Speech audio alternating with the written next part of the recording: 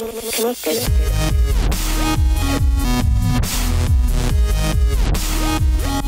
à tous, ici Drogot pour drdesignstudio.com. Aujourd'hui on se retrouve pour un petit tutoriel sur comment faire des renders. Je vais vous expliquer plusieurs techniques différentes et vous donner mes petits conseils que j'utilise moi quand je fais des renders. Vous allez trouver des tutoriels complémentaires sur le site, donc si vous n'êtes pas encore inscrit, inscrivez-vous. Vous allez pouvoir le faire en arrivant directement sur le site en cliquant ici sur s'inscrire. Donc on va commencer tout de suite le tutoriel. Donc aujourd'hui on se retrouve, on a cette image là.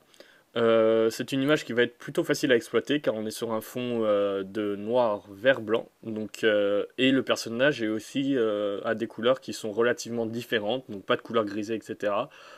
Par rapport au fond. Pas non plus trop de problèmes de contraste à part à ce niveau là, mais c'est encore très exploitable pour la renderisation. Donc première chose, il y a plusieurs outils qui sont utilisables quand on fait du render. Donc on utilise l'outil gomme, on utilise l'outil lasso, on peut utiliser l'outil plume et la baguette magique. Donc la baguette magique, c'est cet outil que vous retrouvez ici. Donc je vais vous expliquer son fonctionnement tout de suite. La clé de l'outil baguette magique, c'est la tolérance. C'est-à-dire la tolérance. Admettons, je mets une tolérance de 1, donc la tolérance la plus basse possible. Je vais sélectionner des pixels et il va me sélectionner vraiment que les pixels qui sont de la même couleur. C'est-à-dire si je je cliquais sur un pixel blanc, c'est-à-dire le code avec FFFFF, et il me sélectionnerait que les pixels de la même couleur. Si je monte cette tolérance, il va avoir une étendue de couleurs et une échelle de couleurs plus large, donc il va me sélectionner plus de pixels. Donc il faut vraiment jouer de cette tolérance. 50, c'est pas encore trop élevé, il y a bien pire. Mais donc voilà. Donc on va commencer par faire ce que je fais d'habitude, c'est-à-dire on crée un nouveau calque, on vient chercher une couleur qui ne se retrouve pas dans l'image en général, on prend l'outil saut, on remplit, et on prend ce calque et on le glisse en dessous. De cette façon-là, pendant que vous allez renderiser, le fond va commencer à s'afficher. Et à la fin, vous allez avoir une bien meilleure visibilité par rapport à ce qui reste à gommer de votre render ou pas. Donc, on va commencer tout de suite. Ce que je fais aussi pour m'accélérer la tâche, je garde cette couleur rouge et je viens délimiter tout autour de mon render une ligne. Ah, bien important aussi. Hardness 100%. Tout le temps qu'on fait du render, à moins qu'on soit en fin de renderisation et qu'on veuille faire un travail différent, c'est-à-dire un travail vraiment pour estomper, si vous trouvez que les arêtes sont trop délimitées, disons, pour les estomper un petit peu. Donc, ouais, j'ai commencé à arriver, je vais prendre ça, mettons, couleur rouge, je prends le bon calque, et c'est parti. Je commence à délimiter autour de mon render comme ceci. Donc ça sert à rien de s'approcher vraiment trop des bords. Faites bien attention aux cheveux. Je conseille toujours de laisser une petite distance de sécurité par rapport aux cheveux. Comme ça après vous avez vraiment de l'espace pour travailler votre renderisation. Par contre les bords de chemise, là vous sentez que c'est simple, hein, n'hésitez pas, rapprochez-vous. Faites toujours bien attention parce que c'est un tracé continu. Donc si vous ratez, vous devez recommencer depuis le début. Donc vous voyez là j'ai fait le contour en rouge. Et c'est là que l'outil baguette magique va entrer en compte. Donc je prends une tolérance de 50, même avec une tolérance de 50, a priori, vu que j'ai du rouge d'un coup, il ne va pas aller au-delà. Donc je le sélectionne, et comme vous voyez, il ne va pas au-delà. Je supprime. Je choisis ici, je supprime, et on continue, on supprime. Donc voilà, ça c'est la première étape que je fais. Donc bien sûr, le rouge, vous n'êtes pas obligé de l'utiliser. En fonction de l'image que vous avez, vous allez prendre un bleu fluo, ou un vert, ou je ne sais quoi. De façon à que ça soit pour vous lisible et visible. Donc là, c'est la partie où on repère les différents éléments de son render. Donc là, je vois, il y a des cheveux. Donc moi, personnellement, les cheveux, je préfère les faire en dernier et tout de suite m'atteler aux parties qui sont plus classiques, disons, dans un render. Donc, comme je vous disais, il y a plusieurs outils à utiliser. Donc je vais vous montrer le premier, c'est l'outil lasso. Donc le lasso libre, ce qui se passe, c'est quand vous commencez à tracer, c'est une sélection libre. C'est-à-dire, mettons, si je veux faire un Z, ça me fait un Z. Alors, ensuite, il ferme la sélection, bien sûr. Donc, c'est-à-dire, à moins d'avoir une palette graphique ou je sais pas quoi, un stylet vraiment précis ou d'être vraiment à l'aise avec votre souris, je vous déconseille d'utiliser le lasso simple parce que Enfin, c'est justement, ça fait ça. Regardez la sélection, ça me fait, ça mange sur le render. Ce que je vous conseille, c'est, enfin, je vous conseille si vous voulez utiliser le lasso, c'est le lasso magnétique. C'est-à-dire, en gros, il va venir se placer sur le. Je règle ça. Parce que c'était à 10 pixels, donc j'aime pas du tout ça. 1 pixel, c'est comme ça qu'on travaille sur les renders. Donc le lasso magnétique, il va venir se coller sur les arêtes de votre render. Et donc vous pouvez garder le clic enfoncé et laisser l'ordinateur faire son travail et essayer de détecter où est-ce qu'il doit mettre les points d'ancrage. Soit vous-même, vous cliquez.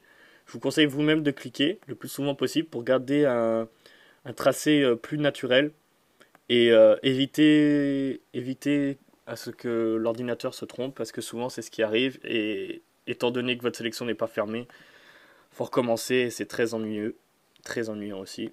Donc voilà. Bon, je vais faire comme ça, c'est simplement pour vous montrer. Donc une fois que votre sélection est faite, vous l'avez deviné, cliquez supprimer, et voilà, vous avez renderisé cette partie-là. Donc ça, c'est l'outil lasso magnétique. Bon, le travail est encore assez grossier, c'est vraiment pour montrer les différents outils que vous pouvez utiliser. Moi personnellement, ce que j'utilise le plus, c'est l'outil de plume. Donc bien important, vous voyez les settings que j'ai. Donc j'ai ça de cocher, j'utilise ce mode là, et j'ai toujours auto edit, machin truc, et ça de cocher. Donc ça c'est bien important. Donc ce qui est bien avec l'outil plume, c'est que vous pouvez créer des courbes comme ceci. Gardez le bouton foncé, tirez vers le bas, tirez vers le haut. Vous pouvez créer des formes comme ça. Et ça, c'est vraiment génial.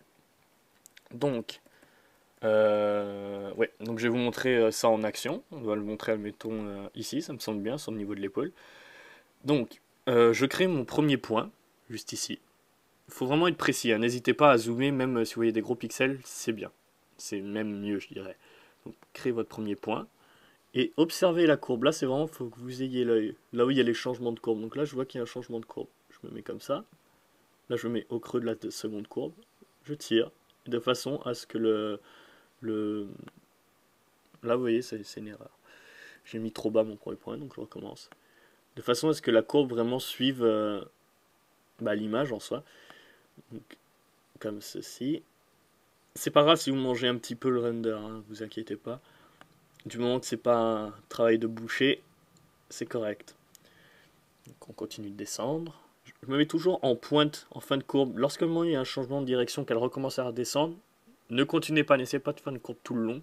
Allez-y tranquillement, sans faire d'erreur. Comme ça, vous faites un travail propre. Donc, une fois que vous avez ce tracé de fait, vous allez faire un clic droit dessus, donc clic droit, et vous cliquez sur faire la sélection. Donc, gardez toujours 0 pixel, machin truc, anti-aliasing, ça c'est bien important. Nouvelle sélection. Donc, votre sélection est faite. Prenez votre outil de sélection. Vous avez la sélection ici. Cliquez sur supprimer. Et vous voyez vraiment, le résultat est nickel. Donc voilà, ça c'est l'outil que moi j'utilise pour faire mes renders. Et je vais vous laisser là et je vais continuer à renderiser ce render. Et je vous retrouve tout de suite après.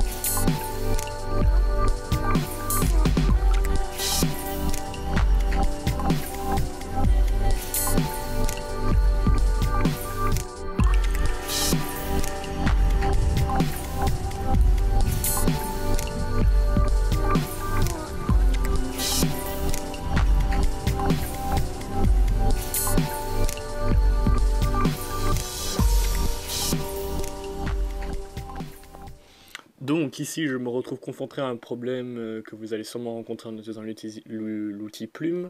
Lorsque j'essaie de faire une sélection, admettons, comme celle-ci, j'adapte bien la courbe au coude et je veux faire fermer ma sélection. Vous voyez, il empiète sur mon render. Donc à ce moment-là, n'hésitez pas à raccourcir votre sélection. Ça ne vous empêche pas d'y revenir tout de suite après. Je désélectionne et je reprends mon outil Plume et je viens fermer sans problème. Les petites imperfections, aucun souci, vous prenez votre gomme, vous assurez bien qu'elle soit à la dureté maximum et vous venez effacer toutes les impuretés. Donc je me remets au travail et je reviens vous voir pour vous donner les dernières informations.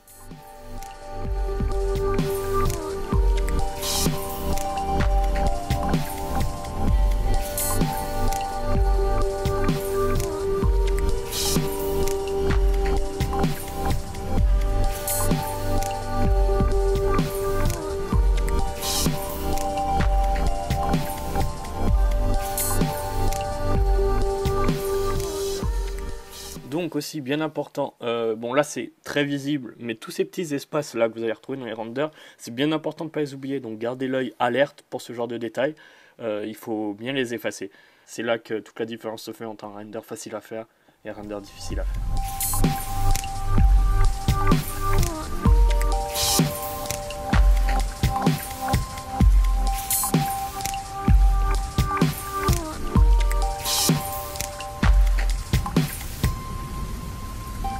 Donc nous revoilà sur notre render presque terminé. Donc là je vais vous parler définition et ce sera la fin de mon tutoriel. Donc pour les finitions, comme vous pouvez voir ici, surtout quand il y a de la lumière, ça pose problème aussi à ce niveau là. Donc bon, bien sûr vous refaites le tour de tout votre render pour voir ce que vous pouvez corriger facilement grâce à l'outil gomme. Donc l'outil gomme, là bien sûr il est en 13 pixels, mais je peux très bien prendre un pixel. Et là, franchement, il n'y a aucun problème pour effacer tous les petits détails, tout ce qui vous gêne, et de façon très précise. Donc, ensuite, bon, rouble de Drogot, mon fond rouge, c'est pas seulement pour faire joli. Vous pouvez également venir faire une sélection de tout ce qui traîne. Donc aussi une autre ruse, vous appuyez sur, vous gardez Shift enfoncé pour les sélections qui n'ont pas été prises, vous les rajoutez comme ça. Voilà, une fois que la sélection est faite, on va venir faire un clic droit, on va cliquer sur Feather. Donc là c'est bien important, on a une image quand même assez grosse, mais j'ai pas envie de faire un travail de boucher comme je vous ai dit, donc je vais vraiment descendre mon Feather à 4 et je vais venir progressivement appuyer sur supprimer, ce qui va venir vraiment arrondir les bords. Donc là c'est peut-être un petit peu fort, j'annule, venir faire un feather de 2 pixels, je supprime, voilà, là c'est beaucoup plus doux et ça arrondit vraiment les bords. Et quand vous allez, c'est ça qui va faire toute la différence au niveau déjà de l'incrustation et aussi de l'harmonie dans la ressource dans laquelle ce render va être placé. Donc là c'est beaucoup plus joli. Donc ensuite pour les cheveux, bah c'est simple, moi je vais pas le faire ici, mais je vais vous référer vers un tutoriel de Renard. Vous avez juste à cliquer dessus, il va vous montrer comment arriver à bien renderiser tout ce qui est cheveux ou poils sur une image stock. Donc bah, je m'arrête ici, j'espère que le tutoriel vous a bien aidé. Si vous avez des questions, n'hésitez pas à me les poser via dairdesignstudios.com ou ici en commentaire. Donc abonnez-vous, oui, parce qu'on va faire beaucoup de tutoriels et ça va continuer.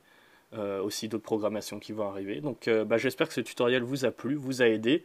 Et on se retrouve la prochaine fois. Et en attendant, bon graphe!